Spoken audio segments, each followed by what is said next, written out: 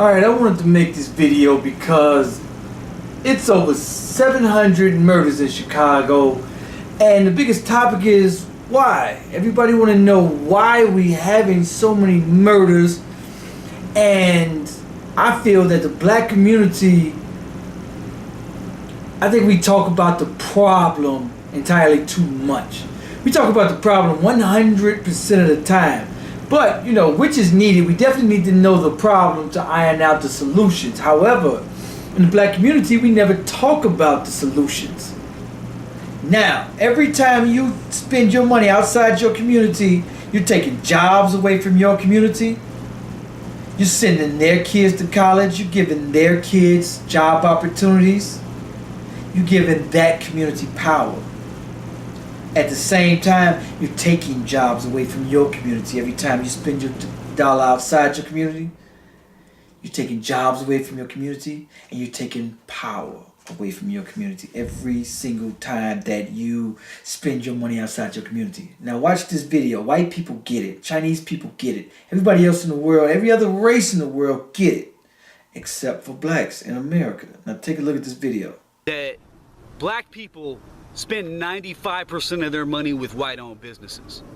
And if black folks are spending 95% of their money with white-owned businesses, I can only imagine what percentage white people are spending with white-owned businesses. So as a country, we already buy white. And when you're functionally purchasing white, it doesn't matter what your intentions were. At the end of the day, it amounts to the same thing as if your intentions were specifically to purchase white.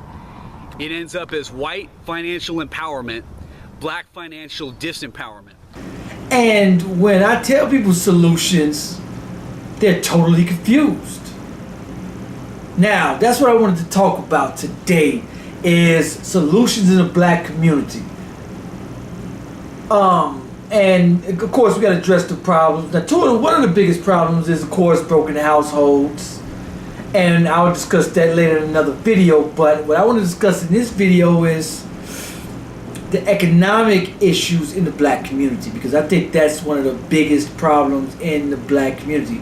Group economics. Now, violence is directly tied to poverty. Every single community, 100% black communities that are very poor, have what? High crime. However, on the flip side of that coin, every black neighborhood that's thriving with high value have what? No crime. So we could definitely tie that as direct link, poverty being a direct link to violence. Nobody's coming to save us, black people. Nobody. The mayor's not coming to save us. The governor's not coming to save us. The president's not coming to save us. Nor can they save us. We have to do this on our own. We do. Now, white people get it. White people get spend your money in your own neighborhood, as this video I'm about to show you. White people get it. Once you spend your money in your own neighborhood with people who live in the neighborhood, spend your money in a black-owned business. Now, that black-owned business lives in that neighborhood. They spend money in that neighborhood, and they hire people from that neighborhood. This circulates your dollar in your community. About that. Money is power. We use money to buy things. We use money to control people, to hire people. Money is the basic economic unit of power in our country and in every country in the world that's not using the barter system. So when we say money is power, then it goes to reason that the people with the money have the power. And therefore, if white people have more money than black people do, that means that white people have more power than black people do. Thus, what do we have in this country? We have white power. Now, you see, money equals power. Without money, without power, you are weak. We are weak as a people. No money, no power. Now, white people get it. All you have to do is spend your money in a black-owned business in your community.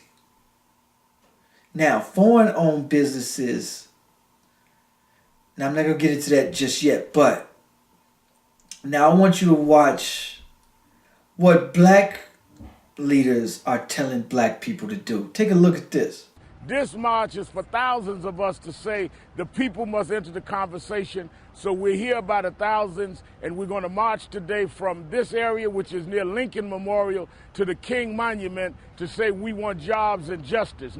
Now, our black leaders want us to ask for jobs. Our black leaders want us to march for jobs. Now, one time any of our black leaders say, hey, spend your money on black-owned businesses in your community, because they are the ones that's going to hire your people. They're going to expand once they start thriving, create jobs and create wealth for your people. What does this do? So now we're asking for jobs. We're not teaching economic development.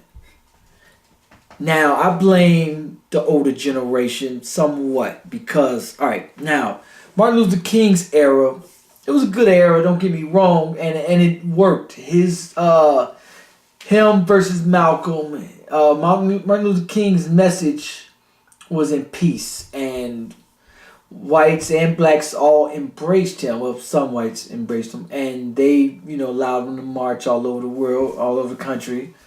And the reason it worked is because that was the day of the TV was just coming around. The TV just evolved, and people were able to see the humane treatment of blacks and felt sorry, and, we had some rights now. The civil rights movement, it was a success as far as with Martin Luther King's movement